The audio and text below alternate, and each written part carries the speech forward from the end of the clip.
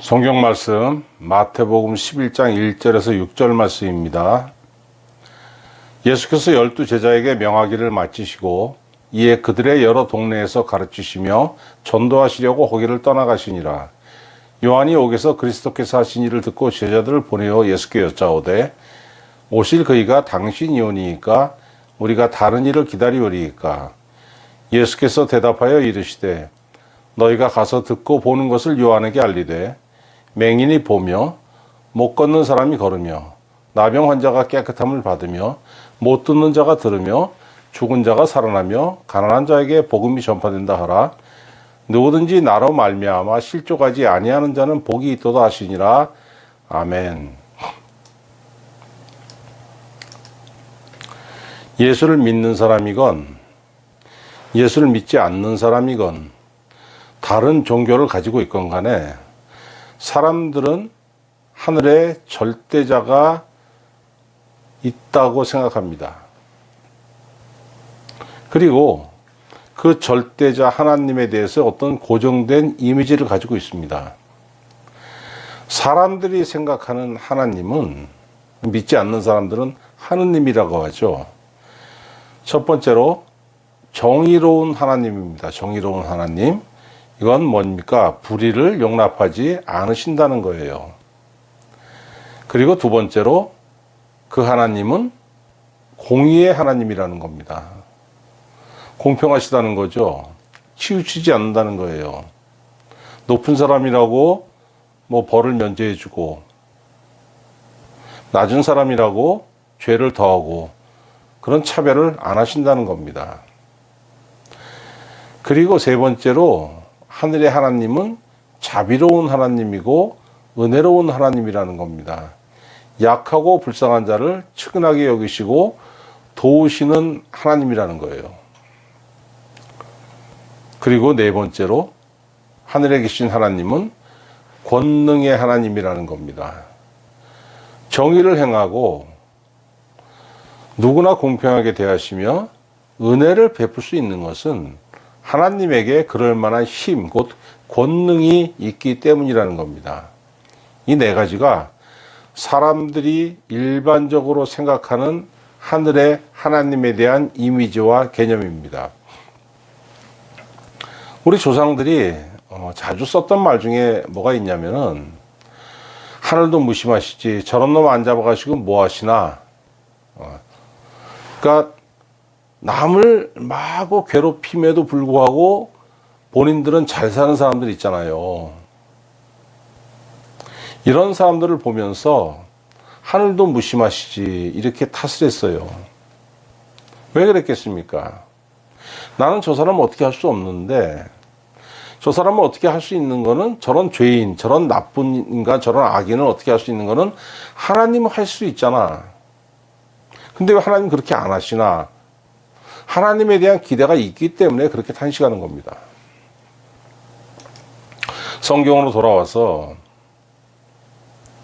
우리가 믿는 하나님, 여호와 하나님께서 온 세상 모든 백성들 중에서 이스라엘 백성들을 하나님의 백성으로 삼으셨습니다. 그리고 그들에게 은혜를 베풀어서 살게 하시고 그들을 통해서 세상을 구원하시려는 것이 하나님께서 이스라엘 백성들을 선민으로 택하신 이유입니다.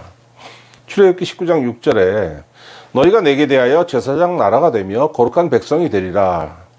너는 이 말을 이스라엘 자손에게 전할지니라. 세상 모든 나라 중에서 너희가 제사장 나라, 제사장 나라는 세상 모든 나라를 대신해서 제사 드리는 나라고 거룩한 백성, 너희가 나를 위하여 구별된 백성. 이 말을 이스라엘 자손에게 전하라고 모세에게 말씀하였어요. 너희만 잘 사는 것이 아니고 너희로 인하여서 나를 믿지 않고 지금 나와 떨어져 있는 이 백성들이 곧 내 백성이 될 수 있게 가교의 역할을 하고 제사장 역할을 하라는 것이 하나님께서 이스라엘 백성들을 택하신 목적입니다. 그런데 이 선민 이스라엘의 신앙이 어땠습니까? 구약 성경을 읽어보면 적나라하게 나오지 않습니까? 이스라엘 빼고 주변은 다 여호와 하나님을 모르는 이방신, 이 우상을 섬기는 나라들이었습니다. 이스라엘이 이 주변 나라들과 교류를 하게 되죠. 자연히 그렇게 되는 겁니다. 정치적인 교류를 하고 상업적인 교류를 하게 되니까 이스라엘의 문화가 외국으로 가서 그들을 적시기보다는 외국 이방의 문화가, 이방의 신앙이 이스라엘에 오히려 더 들어와 가지고 이스라엘 백성들이 물들게 됐어요. 그래서 이방 신앙, 곧 우상을 섬기는 신앙이 들어오게 됐는데, 자, 옆 나라에서 이스라엘에게 우상 신앙을 전해줬습니다. 근데 이스라엘 백성들이 원래 그 사람들보다 그 이방 신앙을 더 섬겼더라는 거예요. 이스라엘이 섬긴 우상 뭐 많은데 한 두 가지만 얘기해 볼게요. 첫째는 몰렉이라는 신이 있었습니다. 몰렉 숭배는, 몰렉이라는 이 이방신을 섬기는 이 의식에는 어떤 게 있냐면은 자기 자녀를 불로 태워 바치는 의식이 있었습니다. 얼마나 끔찍합니까? 많은 이스라엘 사람들이 이 의식에 참여했어요. 두 번째로 바알신을 숭배했습니다. 바알신은 농업의 신입니다. 그러니까 먹고 사는 신이에요. 먹고사니즘. 굉장히 중요한 문제죠. 먹고사니즘이. 바알을 숭배할 때는 바알이 이 신이 하나가 아니고 부부예요. 암신이 있고 수신이 있는데 고대 그 가나안 사람들은 그 신의 부부 결합, 신의 행위로 인해 가지고, 성행위로 인해 가지고 그 농작물이 자라고 열매 맺는다고 생각을 했습니다. 그러니까 풍성함을 얻기 위해서 뭘 해야 되냐면은 이 신들이 이 성행위가 왕성해야 되는 거예요. 흉년이 든다는 건 무슨 얘기입니까? 신들이 잠자리 안 한다는 얘기거든요. 그래서 바알을 숭배하는 그 제사 의식에 어떤 게 있냐면은 사람들이 바알 앞에서 혼음을 하는 겁니다. 이게 창피한 게 아니고 이게 풍요를 기원하는 의식인 거예요. 풍습이 어떻게 됩니까? 그렇게 되면은 사회 풍습이 음란해지는 거예요. 성 질서가 무너지는 겁니다. 우상 숭배는 매우 잔인하고 음란한 종교였던 겁니다. 이런 것들을 원래 그 신을 섬기던 그 민족들, 그 족속들보다 이스라엘이 더 섬기게 되었습니다. 하나님께서 이스라엘을 징계하셨어요. 여러 가지 방법이 있지만 대표적으로 두 가지 방법이 있는데, 첫 번째로 외적에 침략하게 하셨습니다. 전쟁이 있는 거죠.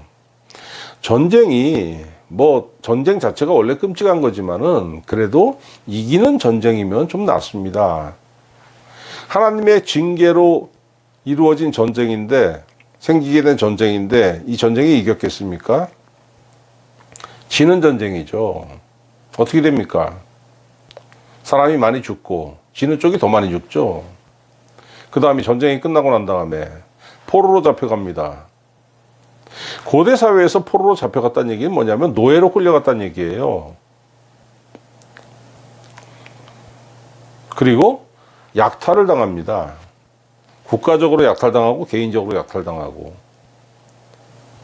그 삶이 얼마나 괴롭겠습니까? 두 번째로 어떤 징계를 하셨냐면은 병충해와 기근이 있게 하셨어요. 기근이 뭡니까? 비가 와야 될 때 비가 안 오는 거죠. 비가 오지 않으면 농작물이 자라지 못합니다. 가나안 땅은 1년에 딱 2번 비가 옵니다. 늦은 비와 이른 비, 봄비와 가을비, 가을비와 봄비. 이 2번의 비가 와야지만 농작물이 자라는데 그 비가 안 오는 거예요. 그 자라더라도 어떻게 됩니까? 병충해. 메뚜기 떼가 그냥 쫙 지나가는 거예요. 1년 동안 수고는 했는데 대가가 없는 겁니다. 삶이 궁핍해지고 괴로워지는 거죠. 그걸로 끝나는 게 아니고 하나님께서 그 이스라엘 백성들이 그런 일을 겪고 나면은 반드시 선지자들을 보내셨어요. 왜 이런 일이 일어났는 줄 아니? 원인을 조목조목 지적해주고 거기서 끝나는 것이 아니고 회복하는 방법, 하나님께 돌아오라고 선포하는 겁니다. 여러분 선지서를 쭉 읽어보면 다 그런 내용이에요. 구약 선지서. 그런데 결말이 어땠죠?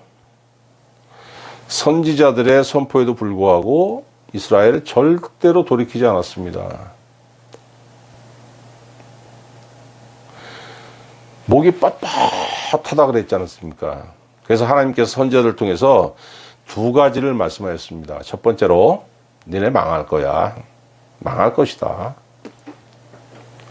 자, 근데 거기서 끝나는 것이 아니고 내가 너희를 사랑하고 내가 너희를 택했는데 망하는 걸로 끝나는 건 아니다. 기회가 있어. 언젠가 하나님께서 구원자 메시아를 보낼 거야. 그가 오시면은 너희를 괴롭히고 너희를 압제했던 불의한 모든 자들을 그가 심판하시고 너희 이스라엘을 다시 세울 것이다. 이렇게 선지자들 통해서 말씀하셨어요. 이 예언이죠. 자, 첫 번째 이스라엘은 망할 것이라는 예언대로 예수님이 오시기 582년 전에 이스라엘은 망했습니다.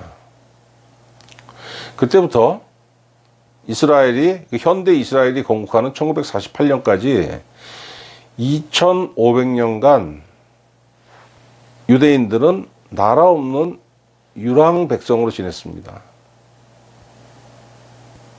두 번째 예언대로 하나님께서 세상의 구원자로서 자기 아들 예수를 이 땅에 보내셨죠. 서양 문명은 예수께서 이 땅에 오신 해를 서기 1년으로 정했습니다. 올해가 서기 2022년이잖아요. 뭐 주후라고도 하죠. 주 2022년.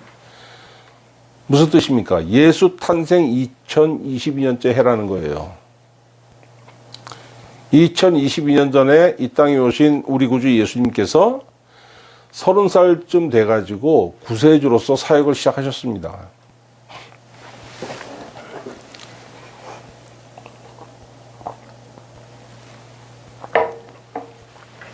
주님이 공생의 사역을 시작하기 전에, 바로 전이죠. 요한이라는 사람이 선지자로 활동을 시작했습니다. 이 구약의 마지막 선지자입니다. 그는 백성들에게 회개를 재촉했어요.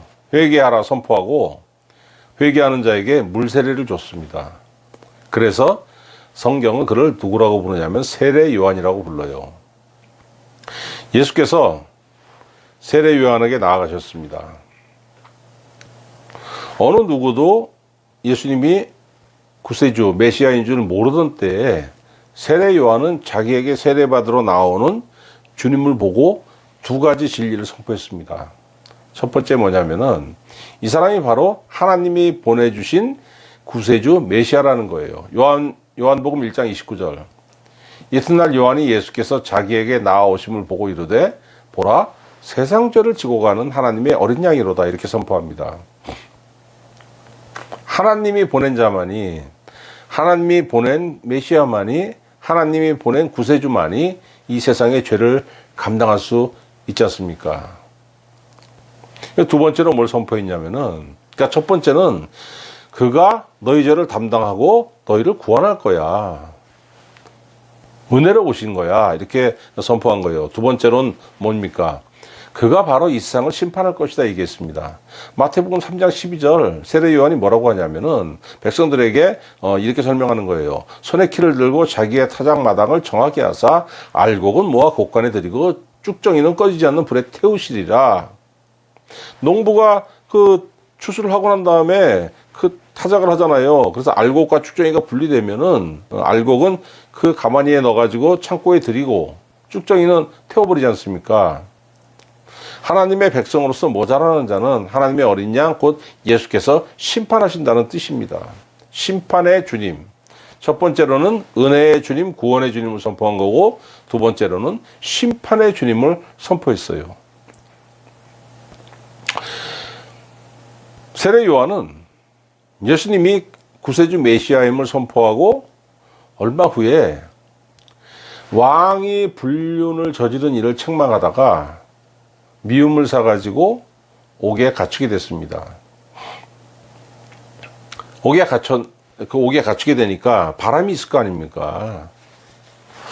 지금 밖에서 사역하는 그 자기가 구세주라고 그 예언했던, 선언했던 그 예수께서 불의한 자를 심판하고 세상을 구원하러 오신 분이라는 걸 알고 있잖아요. 자기가 예언했으니까. 그러니까 이분이 지금 사역하면서 세상의 불의를 심판하실 텐데 그렇게 되면은 지금 내가 옥에 갇혀 있지만은 나뿐만이 아니고 하나님 보시기에 의로운 사람들이 다 옥에 갇혀 있는데 그들이 구원을 받을 것이라는 것, 곧 자기도 포함되는 거죠. 주님이 심판만 시작하시면은 구원을 받을 수 있을 거야, 이런 기대를 가지고 있었던 겁니다. 그런데 요한이 옥에 갇혀 있으니까 제자들이 면회를 오잖아요. 제자들이 면회 와서 스승인 세례 요한에게 그 예수님에 대한 사역, 예수님이 어떻게 사역하시는지 그 소식을 들려주었습니다. 그 네 가지를 얘기하고 있어요. 병든 자를 고치고, 죽은 자를 살리고, 귀신 들린 자에게서 귀신을 내어 쫓고, 백성들에게 하나님의 말씀을 풀어주고 하나님 나라에 대해서 가르치고 있다고 그렇게 제자들이 전하고 있는 거예요. 이상한데? 다 좋은데 뭔가가 빠진 거예요. 뭐가 빠졌지? 불의한 자들에 대한 심판이 빠졌습니다. 주님이 심판의 사역을 시작하시면 불의한 인간들, 악인들, 압제자들 다 사라지고 나도 옥에서 풀려나게 될 텐데 왜 안 하시지? 그래서 세례 요한이 제자들을 보내서 주님께 질문을 합니다. 3절 말씀 보시면은 예수께 여짜오되 오실 그이가 당신이오니까 우리가 다른 일을 기다리오리까, 이렇게 질문하고 있습니다. 이거 무슨 뜻이냐면요, 당신은 지금 하나님의 백성들에게 은혜를 베풀고 계시지 않습니까? 내가 아무리 봐도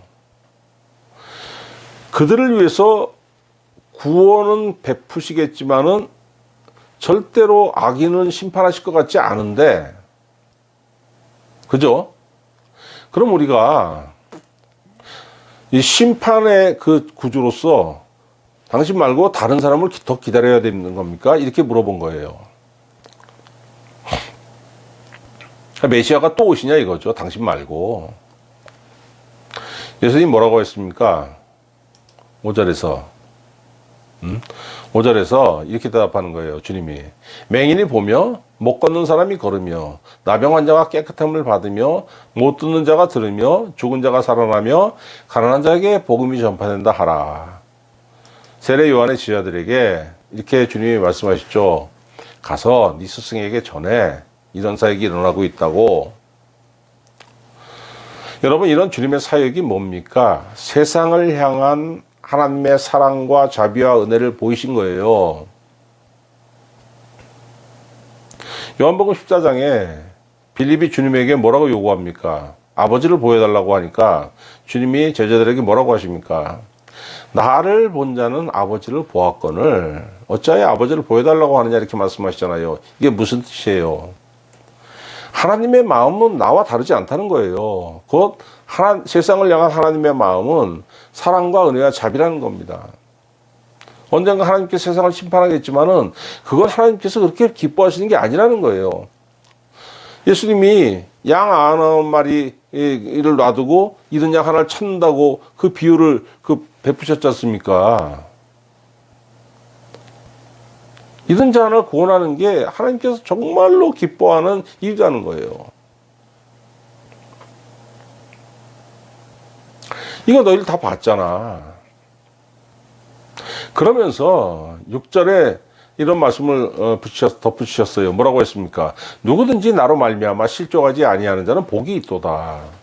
여러분 이거 굉장히 중요한 말씀입니다. 세례 요한같이 위대한 자. 예수님이 세례 요한 뭐라고 했습니까? 세례 요한에 대해서 여자가 낳은 자 중에서 세례 요한보다 위대한 자는 없다고 했어요. 이 세상에 존재했던 사람 중에서 세례 요한이 가장 위대한 사람이라는 거예요. 그럼에도 불구하고 그 위대한 사람이 예수님이 행하신 사역 중에서 심판의 사역이 없다고 해가지고 주님이 베푸시는 그 사역의 의미, 그걸 살피지 못하는 그 맹인이 되어버린 겁니다. 여러분 생각해 보십시오. 주님이 그 당시에 행했던 사역이 뭡니까? 은혜에 대한 예언이 이루어지는 거잖아요. 이사야 선지자가 예언했던 그 은혜에 대한 예언. 그것이 주님을 통해서 이루어지는 거 아닙니까? 그럼 그게 뭐예요? 병든 자가 주님이 기도했다고 해서 병이 낫고 죽은 자가 살아나고 이건 말이 안 되는 얘기입니다, 여러분. 이거 과학적으로 있을 수 없는 일이고 이 세상에서 있을 수 없는 일이에요. 근데 예수님으로 말미암아서 그런 일이 일어났지 않습니까? 이게 원래 어디서 일어날 일입니까? 저 하늘, 저 천국에서 이루어질 일 아닙니까? 예수님이 이 땅에 오셔가지고 그런 사역을 행했다는 것은 천국에서 일어날 일들에 대한 맛보기를 보이신 거예요. 천국은 그런 곳이야. 천국은 병이 없는 곳이고 눈물이 없는 곳이고 고통이 없는 곳이고 슬픔이 없는 곳이고 죽음이 없는 곳. 죽은 자, 눈먼 자, 병든 자, 억울한 자, 눈물 흘리는 자가 있더라도 그들이 천국에 가면 다 고침 받아. 그걸 내가 맛보기를 보여줄게. 예수님이 그 말씀 하신 겁니다. 그런데 거기는 악한 자가 들어갈 수 있습니까? 압제자가 들어갈 수 있습니까? 불의한 자가 들어갈 수 있습니까? 못 들어가는 거예요. 그러면 천국 문이 확 열리기 전에 뭐가 있습니까? 심판이 반드시 있을 수밖에 없는 거죠. 그래서 순서가 있는 거예요. 구원의 문이 먼저 열리고 맨 마지막에 심판이 있는 거예요. 자, 근데 지금 내가 받는 고통이 너무 크기 때문에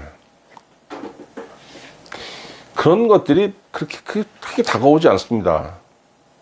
아니, 하나님께서 저런 정말 위로 보고 밑으로 보고 좌우로 보고 우로 보고 앞으로 보고 뒤로 봐도 저 나쁜 놈 저걸 심판 안 하시니까 지금 내가 고통받는데 이놈 아무것도 안 들어오는 거죠, 여기에.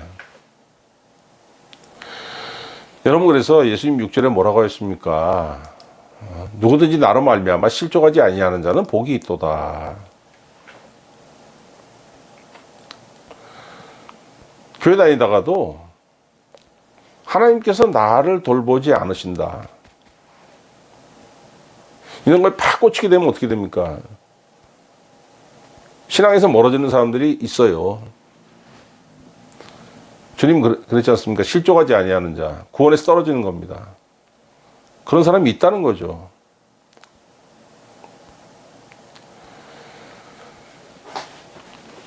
어떻게 해야 돼요, 그런 사람들? 다시 돌아오면 되는 거예요.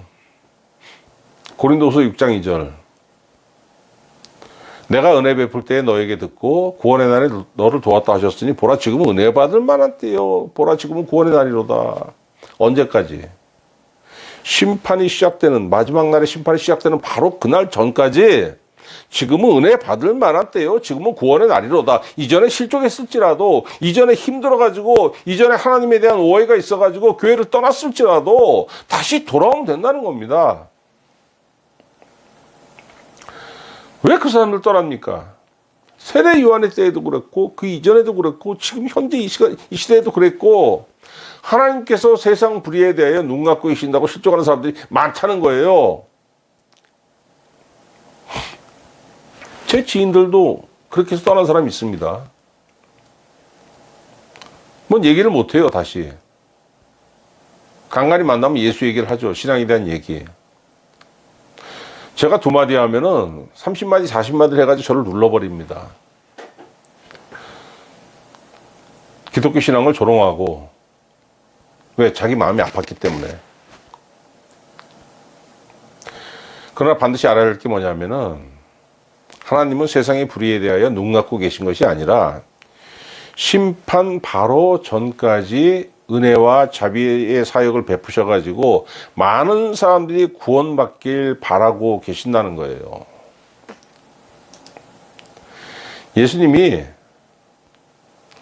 백성들에게 은혜와 자비를 베풀던 그 시절이 깨끗하고 정화된 그 사회가 아니었습니다.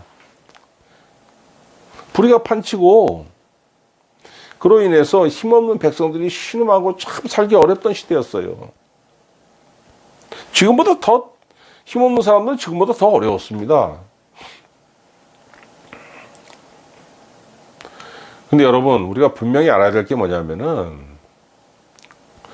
세상이 혼탁하고 어려워도 구원을 받는 것은 집단이 아니라 개인입니다. 세상이 아무리 깨끗하고 의인이 많고 구원받은 사람이 많아도 내가 악하면은 그 많은 사람이 구원받는 그 사회에서 나는 천국까지 못하고 지옥 가는 거예요. 세상이 혼탁하고 그냥 시커멓고 사회가 어려워. 거의 대부분의 사람들이 다 그냥 검게 물들어가지고 선한 마음이 하나도 없어요. 이 안에 하나님도 없고 예수 그리스도도 없고 아무것도 없어.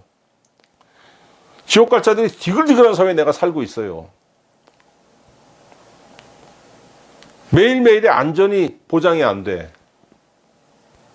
그럼에도 불구하고 내가 주님을 의지하면 어떻게 되는 겁니까? 사는 거예요. 본이 보장되는 거 아닙니까? 하박국 2장 4절. 보라, 그의 마음은 교만하여 그 속에서 정직하지 못하나 의인은 그의 믿음으로 말미암아 살리라.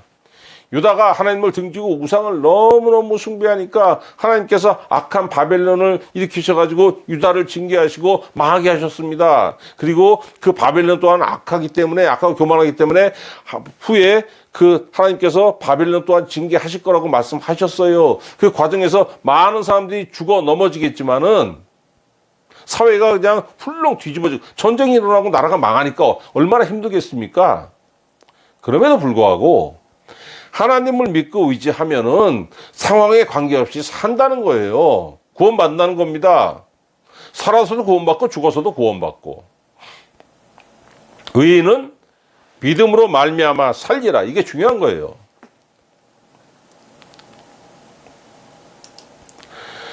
그때나 지금이나 뭐가 달라요? 더군다나 작년, 재작년, 뭐 올해까지죠, 그렇죠. 코로나가 유행으로 인해가지고 코로나가 그냥 팬데믹이라 그러잖아요. 전 세계를 확 뒤덮었으니까 경제가 그냥 와장창창 무너졌습니다. 뭐 금리가 지금 엄청나게 올라가고 있지 않습니까?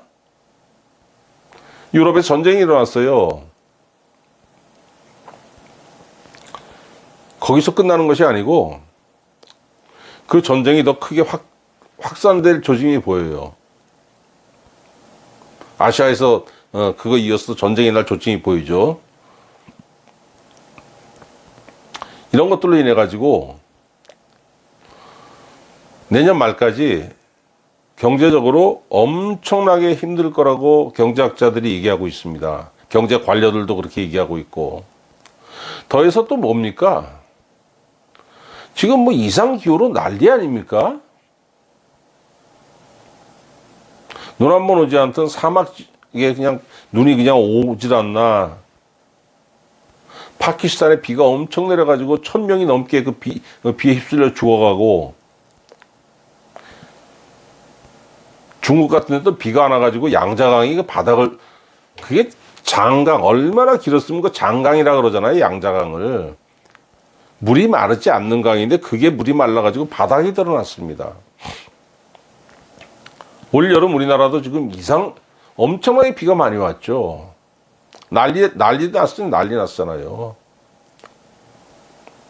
여러분, 이게 징조입니다. 무슨 징조예요? 마태복음 24장 7절. 주님이 뭐라고 말씀하셨습니까? 민족이 민족을, 나라가 나라를 대적하여 일어나겠고 곳곳에 기근과 지진이 있으리니 이 모든 것은 재난의 시작이니라. 말세지말이 시작된다는 거예요. 그걸 알리는 그런 상황이 우리 눈으로 나타나고 있는 거 아닙니까? 여러분, 이 엄중하고 위태한 시대에 여러분의 삶, 저의 삶 또 어려워질 수 있는 거예요. 어려워질 수 있죠, 그죠? 우리가 놓치지 말아야 될 게 뭐냐면 은혜의 주님을 놓치면 안 돼요. 왜 은혜의 주님을 놓칩니까? 상황이 너무 힘들고 어려우니까. 그럼 어떻게 돼요? 세례 요한처럼 실족하게 될 수 있습니다.